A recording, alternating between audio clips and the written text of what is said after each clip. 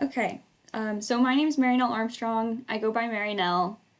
This activity, I call it Prescribed Fire 101 or Prescribed Fire Planning.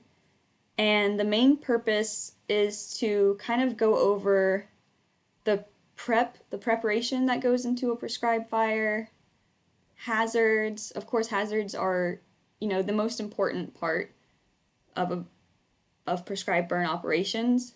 Safety is always our number one concern. We're going to talk about our resources, personnel, and our vehicle resources, and then also ignition tactics. So, a little bit about my experience. I have been in prescribed fire for 5 years, and 4 of those have been boots on the ground in the field, burning as much as we can in Florida, Georgia, Texas, and then I worked some suppression in Montana. And this activity I'm doing for a science communication class at the University of Florida. Um, so, do you want to give your name and just a little bit about your experience with fire and what you think about it? My name is Erica, and I have just residential experience with fire, keeping the leaves back from the house and clearing cow pastures when necessary. Uh, yeah, and I don't know nearly as much as I should. Well, there's always more to learn about prescribed fire, I feel like. And the body of knowledge is always growing too. hmm Okay, so this is called Jamboard. Have you ever used this before? No. So on the left, you'll see like a pen at the top. The pen we might be using a little bit of, it has different options. When you click on it twice, you can use like a brush. The cool part about the brush is that it is kind of see-through. So if you can see that. And what I draw, you're going to be able to see, but it's just going to show up a little bit later. So there's a little bit of a lag time. There's an eraser. This select icon is what we're going to use probably mostly. This is how you move stuff around. And then we're probably going to be using this laser a lot to kind of talk about things. It's basically a pointer. So I'm going to ask you at some point to identify hazards, and you can kind of circle them, and the laser like shows up and then goes away, so we can just talk about stuff.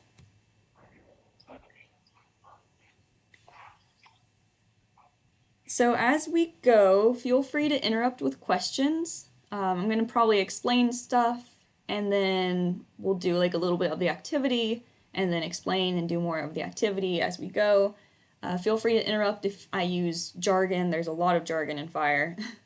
Or if you have any questions. And I know a lot of people don't necessarily feel comfortable interrupting. So if you do have a question or something, just like you can draw a bunch of circles with the laser, and Okay. that will tell me to slow down and stop. Okay. Okay, so let's talk about the burn we're doing today. This is our burn unit right here that I'm outlining with the laser pointer. So everything within this unit is what we're trying to burn. Up here we have a road, a creek on the left side, and then on the south and east side, we're assuming that north is up. The south and east side are fire breaks, created man-made fire breaks. So a fire break is any fuel removed from the ground. So fuel, what I mean by fuel is anything that is flammable. So that could be pine litter, any leaf litter, grasses, shrubs. So there's fuel on this side of the fire break, fuel on this side, and then we can use a leaf blower or a rake, or some people use tractors to clear out the fuel to create a fire break. There are also what we call natural fire breaks, which are discontinued fuels or discontinuations in the fuel that were already there. So, like a creek, is kind of a natural fire break. And then this road is somewhat of a natural fire break. Obviously, the road is not natural, but we didn't have to put it in today. And then here we have a hiking trail, which is not cleared. So we didn't clear this trail today. So we used a leaf blower to clear these fire breaks today. So they're fresh, they're good to go. And then the hiking trail is not cleared. Can you see that hiking trail on there? It's kind of light. I can. Okay. Okay, cool. Mm-hmm. So let's go into talking a little bit about hazards. And just for clarification, this is a stump. Ignore the axe. These are stumps. This is a snag, so this is a dead standing tree. This is just a pine tree. The purpose for this, like pine and grass, is just to explain that this is a longleaf wiregrass ecosystem. We'll call it a flatwoods ecosystem. Here is a little bit of a wetland right here in the middle. And then I think the rest is fairly self-explanatory. We'll kind of talk about it as we go. So can you think of anything that on this map that might be a hazard?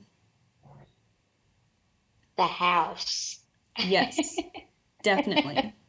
So this structure is something that we're going to need to protect. And feel free to use your laser pointer and, just kind of like draw circles or box around it. So the house is a hazard that we'll need to think about. What do you think we might need to do to prepare that house? Like, is there anything we need to do ahead of time? We'll cut the grass and maybe water it.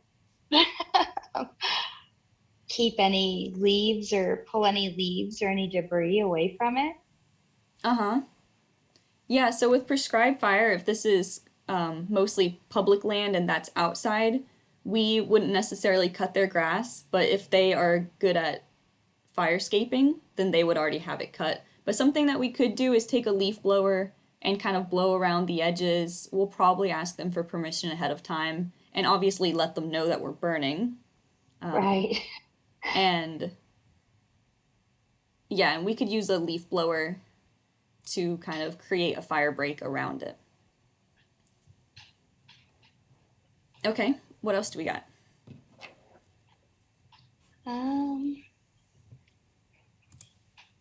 Well, there's the bench. And Yep, the bench. So we can blow around that with a leaf blower. can we, I'm assuming the dead trees are probably a hazard too, huh? Yeah, so in that case, it depends. If there's a tree in the middle of the unit, we don't necessarily need to worry about that depending on how far away it is from the fire break. Because this one is right on the line, right on the Uh-huh. road especially. A couple ways we can deal with snags is to rake around them and actually pull that fuel around from the base so that the snag doesn't catch on fire. We can also cut them down. Because this snag is next to the road, we might not want to cut it down because it might fall into the road, and it's a little bit dangerous to work next to a road like that. So we could rake around this one. But you wouldn't really bother with that one in the middle. That's right. That one we would leave. Because, yeah, snags are great habitat trees, so we don't want to cut down all of them. And Mm-hmm. if this one catches on fire, it's not going to throw embers it's not going to risk throwing embers over the line. The measurement we use is if it's 2.5 times the height of the tree. So if that fire break is 2.5 times away from the height of the tree, then we don't have to worry about it. Does that make sense? Oh yeah, that's super cool. Okay.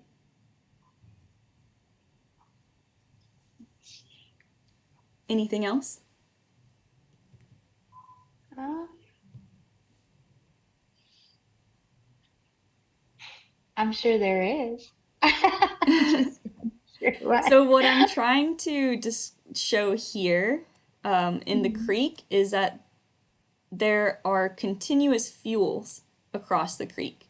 So if there's fire inside the unit, it could catch this log and creep across, and that log is right next to that house. Same with Oh, this like yeah. shrubby stuff here. It could catch fire and work its way across. So we're gonna have our team remove that. So they're gonna go out there ahead of time. So the day of the burn it makes sense to walk the creek and the fire breaks to make sure that there's nothing in them, nothing in the way. Because even if you just checked it the night before, a tree could have fallen down or something. Hmm. Can you see me move the UTV, the I picture? can. Okay. So yeah, we could also take the UTV and just kind of scout the fire breaks. Hmm. Oh, and this is a bridge across the creek. Oh, So another hazard can be stumps. If they catch, they're going to smolder for a really long time and they could throw embers across the fire break. So, but oh. stumps are recent research has shown that they are really good habitat for snakes and sometimes bats, depending on how tall they are. So Oh. we don't want this to catch up and burn for that reason. And then we also don't want to, well, what we would say like stump the stump. Like if this is what 3 feet tall, we could take it down to just a few inches off the ground with a chainsaw. But we might want to Hmm. leave it as 3+ feet tall, so we'll rake around it. Okay. This stump here is This one is probably far enough inside the unit that it's not a hazard for embers going over. But what we might want to consider is that this is a road right here. People are going to be driving on that all night, all the next day, and they're going to call in that stump 50 times. So they're going to call 911 and say, hey, there's a fire over here. Uh, and that's a big hassle and Sure. inconvenience on our emergency services. So we will probably go ahead and rake around that one too. And then another hazard that I tried to put in here, or not a hazard, we're also just going to talk general preparation on burn day. So here is a red cockaded woodpecker tree. This is our RCW, or red cockaded woodpecker. And do you know anything about RCWs? No. So they were just an endangered species. I think they've been moved to threatened now. But they are fire dependent. They need open cleared landscapes like we have in Florida, that pine savanna look. They If you can kind of see it on this one, I don't think you can see it on that picture, but they pick at resin wells on the tree. They use live Hmm. trees to nest. It's the only woodpecker that uses live trees. They pick at resin wells, which makes the tree very flammable. So we have to rake around those trees too. And also because they are a threatened species, we want to make sure that that cavity that they have right there, that cavity tree stays safe. So we're going to rake around that as well. And they're usually flagged or marked off with paint. Oh. So what about this hiking trail? People might come and want to use that. Oh, yeah, I didn't think about that. So the general public can also be a hazard. People could come up and just start hiking in the unit without really thinking about what's going on. Yeah. So we might want to put a sign there or maybe some kind of notification or some flagging. And the road itself is a hazard. We're not going to close off the road for this burn. So there's going to be people coming and going on the road. A lot of people. So that's a hazard in and of itself, just cars, period. Especially because this is our fire break. We're going to be burning right up next to it. So that's a concern. And then a lot of times people want to stop and take pictures. And that's okay if they stop on this side of the road. But if they stop on this side of the road, it can be a problem. They might even, stop in the recently burned area and then burn up their tires. So signage is important. Having someone over on that side of the unit as fire gets to it will also be important. Yeah. And then I have one more hazard kind of hidden in here. Do you see it? They were all hidden. Let me see.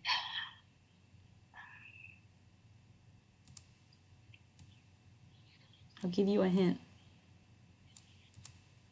The grass. Oh, wait, there's a snake. There's a snake in there. Oh, there's a snake in the grass. Yeah.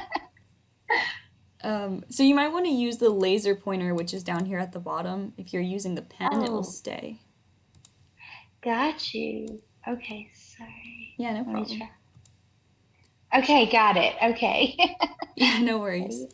So that the snake is something that we always talk about with every burn we have in Florida and probably anywhere. We say, beware of stinging, biting, biting, stinging insects and wildlife. Go for tortoise burrows. You can step in a burrow and hurt your ankle. Your standard hazards that you're gonna have on every single burn. And one last hazard, because we're in Florida, is the heat. So it's Oh. the sun. I'm trying to say that it's 90 degrees. So Yeah, it's a yeah, yeah, no, high, that follows. so it's a high of 90 degrees today. So we'll always talk about drinking water, stay hydrated, take breaks if you need to, get in the truck if you want to. I try not to use the word need because people don't like to need to have to do anything. So if you want to take a break, take a break. Yeah. Okay. Okay, I think that's all our hazards. So let's talk about our resources. So there's two different types of resources that we have on here, and it's personnel. These pictures of people here, this is our crew and all our personnel. And then we have our vehicles. So talking a little bit about personnel, does this show you the second page? I think I can do something to get to the second page. Do you want Okay. me to go Yeah, there? yeah, at that top, if you click the right Yeah, arrow. I got it. Okay, Hmm. so this is what we call the chain of command. At the top of the chain of command for a burn, we have the burn boss. This person is in charge. And then underneath them is the crew boss. And then this is your crew. So this is to represent your interior igniters on the left, people that are lighting off the line in the middle, and then on your right is your holding resources. Holding resources are people that are watching the line, looking for spot fires. I'll talk about spot fires in a second, but they're making sure that the fire stays in the unit. They're looking for any concerns if the fire's getting too hot, if maybe one area didn't light along the line, things like that. So they're observers. Although everyone on a prescribed fire is a lookout. In wildfire, you have one specific lookout. In a prescribed fire, everyone's a lookout. But the reason I talk about the chain of command is it matters who's reporting to who. So your crew reports to the crew boss, and your crew boss reports to the burn boss. And this is just a whole prescribed burn operation is very much a system, and this way the system runs smoothly. Okay, so we can go back to that first page. So here we have your crew bosses. I guess let's talk a little bit about operations first. So we have wind coming from the north. That's this little wind arrow. Whenever people talk about wind, if they say a north wind, that means it's coming from the north. South wind is coming from the south. When we light a fire, we want to, if this is our unit, we want to light it down, starting somewhere down here. And can you think about why that might be? Because that way the wind isn't taking it further than you want it to be. Yeah, exactly. If you light a fire, right here, if you just take your lighter and light the grass right here, that fire is Hmm. going to run. You know, you have the wind pushing it, and it's going to run this way. And it is probably going to jump that fire break and continue running into your neighbor's property. Right. If you start here, your fire doesn't have anywhere to run because you have this fire break, you have a fuel break, and it's just going to creep backwards. There's three different types of fires. Two of them we're going to be talking about today. There's a backing fire, which is one that's working against the wind and moves a lot slower, and a head fire, which is one that can run with the wind. So if you light a fire here, that's a head fire. If you light one here, it's going to slowly move north. That's a backing fire. And then there's also a crown fire, which runs in the tops of trees. And I guess there's also a ground fire, which is getting in the duff. Like you mentioned earlier that your land has a bunch of pine straw. There's probably a bunch of duff down there. So if fire gets into that duff, that's a ground fire. Duff is like the partially decomposed matter that's like not pine straw, but it's not soil yet. Gotcha. Okay, cool. I was gonna Google it. Yeah, feel free to ask me because if you don't know, then someone else doesn't know also. Okay. So we're gonna start our fire. Let's say that we start the fire right here in this corner. So that's going to be the location of our test fire. And a test fire is something you do to kind of judge what your fire behavior is going to be for the rest of the day. So in a prescribed burn, it's called a prescribed burn for a reason, right? Like we literally have a prescription. Ahead of time, people plan this out. A burn boss is going to plan this out and look at weather conditions. And when the weather conditions align with what, like the exterior outside weather conditions align with what they have in the burn plan, then we can burn that day. But first, we still want to get on the ground and see if things are operating the way that we expected them to. Because sometimes you can think you have weather conditions that are perfect, you put fire on the ground and it goes out. The ground's just too wet, or the opposite. Things get too hot too fast. So we'll do a test fire. And if the test fire looks good, the burn boss will call it a go, and we will continue. So if we are starting our test fire here, oh, let's get back into our personnel. Now that we know where we want to start. Does that mean change pages? No. No, we can Okay. stay here. Yeah, I guess we should. Okay, let's go back to the plan. Sorry. So where might we want to go from our test fire? Where do we want to carry fire? In this direction? So like use some dot fires and go across the unit like this. Oh, no, then I would suggest do it this way. Yes, exactly. Hmm. So we're going to carry fire this way and kind of work our way up the unit like this.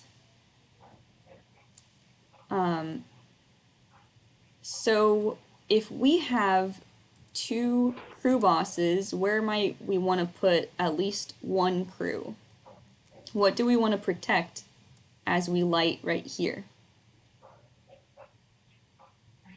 Here. Are you, oh, okay, cool. It was just low. The bridge? The bridge, we're going to say that that's like rock. We don't need to protect that. But Okay, this cool. we don't Okay. want to burn, right? Like we don't want this to burn down south of the unit. Right. Oh, yeah, yeah. Sorry, I kind of felt like that part was understood. Like Yeah. everything above this part is where we want to burn. Yeah. So we're going to have maybe a crew boss on this line Uh-huh. And we're going to have holding resources. That's these people right here. Hmm. See, they're not lighting, they're watching the fire, and they're going to watch the other way into the what we call the green. So this is what we refer to as the black. As you light, there's fire here. We call this the black. Hmm. We call this the green. This is the unburned. So these people are going to make sure that the fire doesn't cross the line. And then eventually we're going to have another crew that can watch either on the other side of the creek. Um, and then after there's black down here, we might move this crew. We probably will want to move this crew to this side so that we can watch both east and west sides as fire comes to it. Because this Hmm. bottom line is going to feel more secure as it gets black, right? Right. Yeah, yeah. Yeah. So, um, let's talk about our vehicles.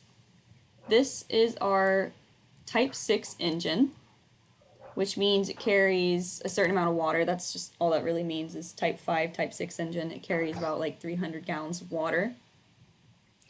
And let's say that our fire brakes here are both engine accessible. Obviously, the road is engine accessible. Obviously, the Hmm. creek is not.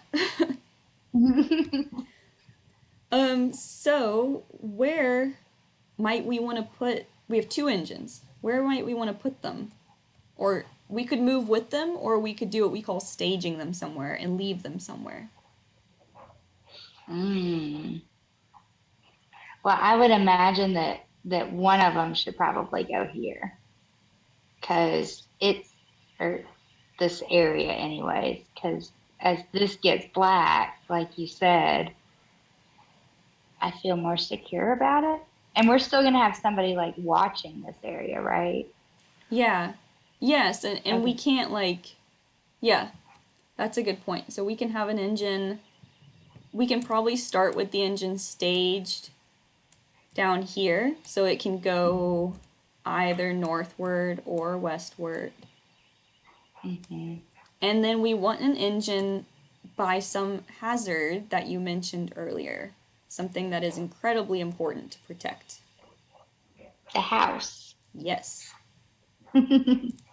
So we want an engine, and we're going to be super safe getting on the road, probably have our lights on, and then we'll stage it next to the house. So then we have two UTVs. That's a utility terrain vehicle. Um, it has water in the back.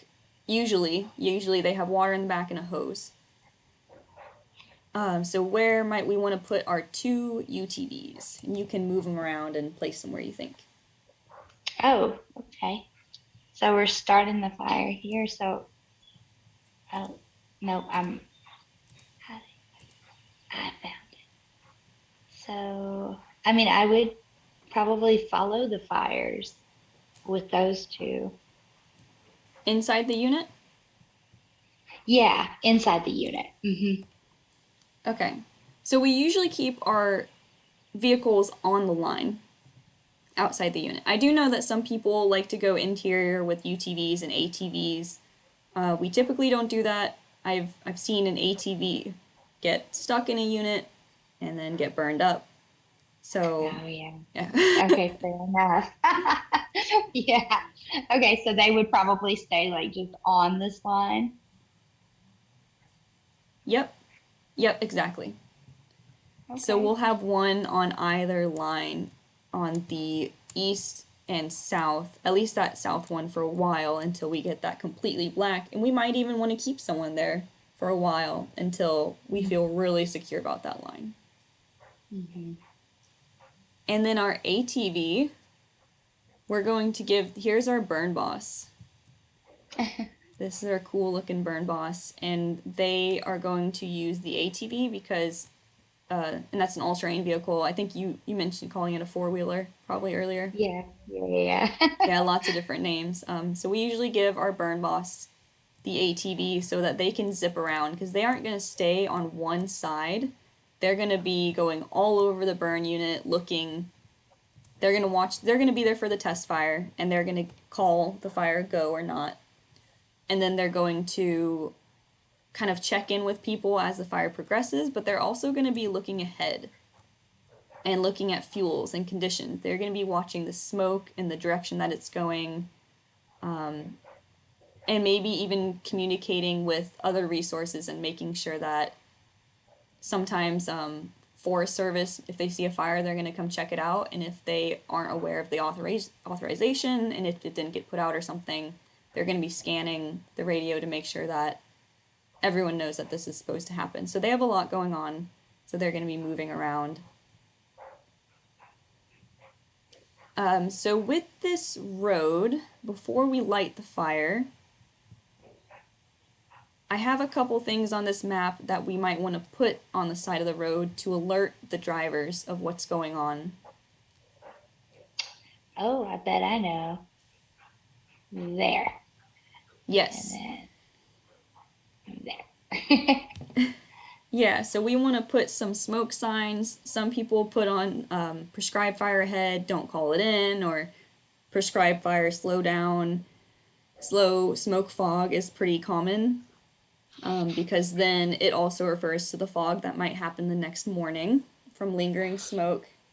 But you definitely want to alert drivers that there's a prescribed fire or that there can be smoke and that they should slow down. That's incredibly important when burning next to a road. Okay, so we've got, let's see, our holding crew, people lighting the line, and they're going to start on the south line. And you said before that we're going to light, starting at the test fire, going west. And once we get a good amount of black built, so area that's already been burnt out, we're going to start what's called interior ignition. So that's this person over here, lighting in the middle of the unit. And there's a couple different ways that we can do interior ignition. You can do lines, so I'm going to practice this ignition up here. So you can do full lines and just drag fire with your drip torch. Did y'all use drip torches when you burned? No, we use gasoline. I mean, it wasn't a torch, it was just a gasoline can. We would start a line and then Daddy had a leaf blower and would blow it. And then, I mean, it basically took care of, because we did it so often, it took care of itself. It was never real thick. I mean, it was only a few acres too, so that made it a lot easier. Oh, that's awesome. Yeah. So we use what's called a drip torch, which is this red thing here, and it literally drips fire. That's cool. Yeah. So you can drag fire with you. So you can either do a line, you can do what's called dashes, where you light about 5 feet of fire and then have 5 feet in between maybe. And then you can do dots, where you just light a dot and you have space in between.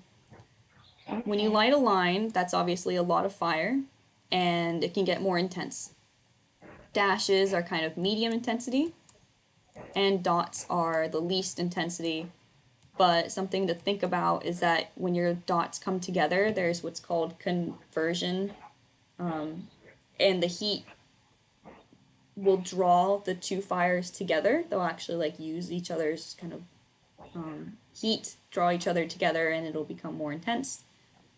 But if you have dots too far apart from each other in the wind, like one dot here and one, I'll use my brush for this, here and one here, then they don't have much time to run before they get to each other, so it's going to be low intensity. But if you have one here and one here, that's a lot of time for the wind to pick it up and for it to run. So moving kind of from east to west and then west to east, back and forth northward, do you want to kind of draw a couple lines of ignition on how you might want to light this if it is well maintained? Let's say we burn it every 2 years. It's a pine, savanna, flatwood, so grassy understory, the fire is going to carry just fine. How might you want to light a unit like that? Do you want to I use would a imagine fire? the dot. Okay. Yeah, do you want to use a Yeah. pen or use like the marker and add something that will stay there? Oh, And you I'm can kind of like afraid draw your to. I initial. didn't mean to draw. Oh, that's okay. Okay. So, yeah, I guess I would do the dot because the grass, like high grass, tends to take. So, um, and then let's see.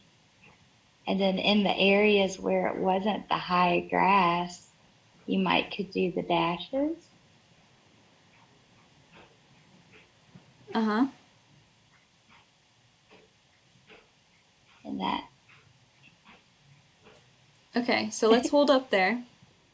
Okay. So we're working back and forth. You go west once, and then maybe you have one more pass to the east, and then you're going to run into this wetland. And if you have more than one person lighting, this can be a hazard because if the person closest to the south is passed by the person closer to the north, they could get boxed in, right? Like this person, the wind is coming in their direction. Mm. So let's say someone like they're lighting fire and the person above passes them.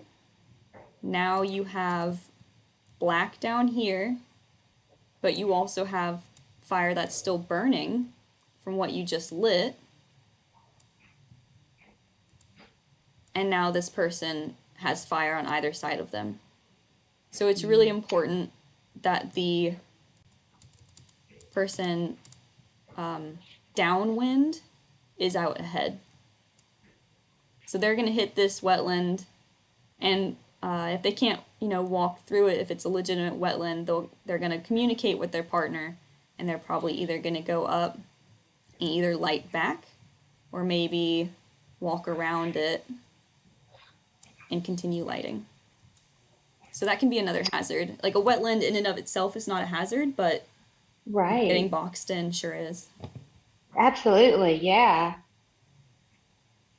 Yeah, we were lucky. We didn't have any of that. So it made it easier. Nice and simple. Drop a match and walk away. Pretty well, don't walk away, but yeah, pretty Yeah, right, much. right, right. Drop a match and watch it. Yeah.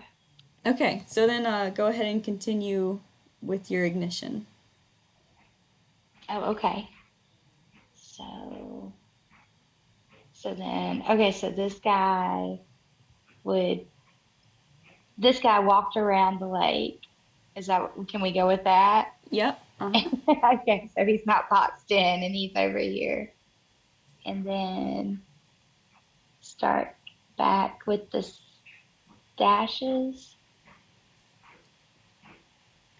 And, Yeah, and normally so your person just reached the end, so they're over uh-huh. here, and what they'll do is they're gonna call their crew boss and say, okay, I've reached the other side. And if they're an experienced person, the crew boss is probably gonna ask, okay, what's your fire activity like? Or what's your fire looking like? And they don't just mean they don't want an answer, it looks good. Or if you say it looks good, what you mean is that the dots or your dashes are coming together nicely. They want to know if the flame links are too high, is it too intense, is it spreading continuously? Did you go through an oak thicket that isn't going to burn at all? That kind of thing. So if you're doing dashes and they're coming together a little hot, your crew boss might say, okay, let's stick to dots and put them 60 feet by 60 feet, which means you're going to be 60 feet away from your last dot and then 60 feet away as you light dots. So 60 feet away from the fire break, you put your first dot. 60 feet away from that dot, you put another one. Does that make sense? Yeah, absolutely. That's Okay. smart. Okay. And if one thing I didn't mention before, something that's nice about this hiking trail is that can be a contingency line. So if our test fire looks good, and then I'll use a different color, we start lighting. We've done, can you see that yellow? Mm-hmm. You can. Okay, so this is our pretend ignition. We light across the unit. We turn around, we go back, and then suddenly there is a wind shift or the fuels are burning, it's getting into some duff, and we don't like what it's doing, we want to call the fire off. What we can do is get some of our crew to put the fire out over here and then have someone use a blower and or a probably a blower, a leaf blower if possible, and we can prep this hiking trail and then just burn this part off and call it a day. And we'll probably Mm-hmm. mop up, we'll probably clean up a lot of the smokes and anything that's on fire within this unit, but basically we would cut the unit into a third so that we wouldn't have to burn the whole thing. So contingencies are really important to have if you think that that you might have some trouble. Mm. Okay, so then do you want to go ahead and wrap up your ignition? Yeah. So I guess we just keep going. Mm-hmm. And as you pass the house, you might want to bring some of your crew over to it. So you want to Here. grab some of your Oh, crew people and put them over there. yes. You can come over here. Yeah. You can come. Should we leave somebody behind though? Yeah, we can Just to leave that engines because we already have one engine, but let's bring some people. okay. Oh, I gotcha. Okay, okay, right on. So we have, uh, yeah, These guys, the watchers. yes, exactly. So let's keep our crew boss on the line, but we'll put our holding people over there. Okay, okay. Perfect. And then as you get close to the road, you're of course going to you're continuing with your ignition. You can go ahead and kind of fill that in. Okay. And as you get close to the road, you're of course going to be safe about cars coming on because people love to look at fire and then suddenly they're not paying attention to what they're doing.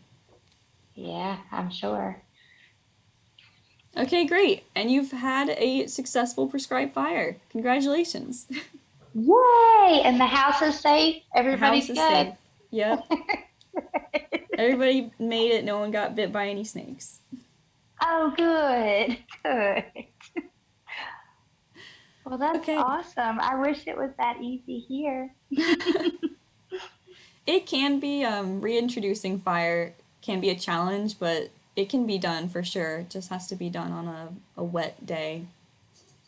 Yeah. So, for this activity, what did you think? Do you have any thoughts? I thought it was really interesting. I mean, having absolutely no knowledge of the correct way of doing this, I feel like I've learned a lot, like not a lot to do my own craziness in the back, but I understand a lot of the concepts that I didn't think about before. Awesome. Yeah, I'm glad you were able to learn a lot. Is there anything, do you feel like it was too much information or too little? No, some labels. I don't know.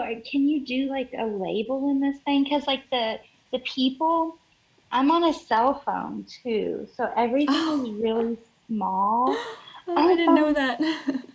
Yeah, no, no worries. If I'd have known that this is what we were doing, I probably would have got the computer out though.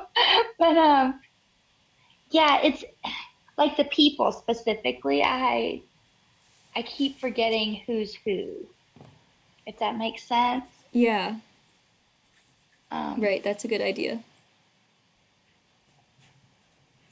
but I think that would be the only thing you would have to label, like just the people. Because, Mm-hmm. oh, I wrote on him. Um, but yeah, no, I really liked it. I liked how you had so many different aspects to the exercise too, like the wetlands and the grasses and the trail and stuff. Cool. Any way that you think, oh, I guess I was gonna ask any way you think I could make it better, but other than the labeling, any. No, I honestly thought it was really, really cool.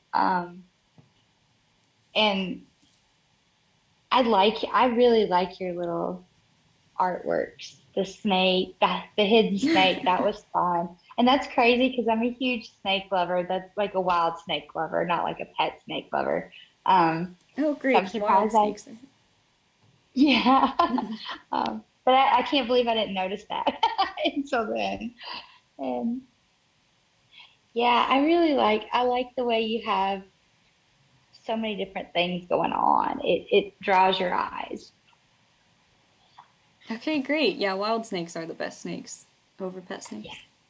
Okay, I'm gonna Yeah. go I mean, ahead. I love snakes. I don't understand why people would necessarily want them as a pet. They just don't strike me as pets as much. I agree. Okay, I'm gonna go ahead and stop the recording, and then I'll stop my